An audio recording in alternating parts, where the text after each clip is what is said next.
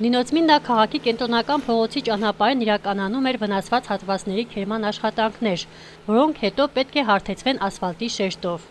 Եղանակային վատ պայմանների, անձրևաջրերի եւ հալոցքաջրերի հետևանքով քաղաքի ճանապարհները մասնակի քանդվել էին։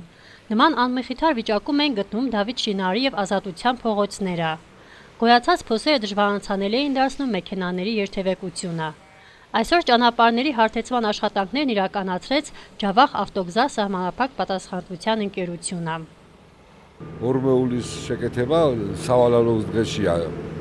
Այս պահին քաղաքի կենտրոնում իրականացնում ենք փողոցների մաքրման աշխատանքներ, որից հետո աշխատանքները կշարունակենք դեպի Հայաստան տանող ճանապարհին։ Այստեղ շատ է մեքենաների եւ մարդկանց երթևեկությունը, ճանապարհը շարքից դուրս է եկել։ Աշխատանքները սկսել ենք երեկվանից, երբ կավարտենք չեմ կարող ասել, կապված է եղանակից։ Աշխատանքները սկսել ենք քաղաքի կենտրոնական փողոցից, մաքրում ենք ավազային մասը, որից հետո կիրականացնենք լցոնում։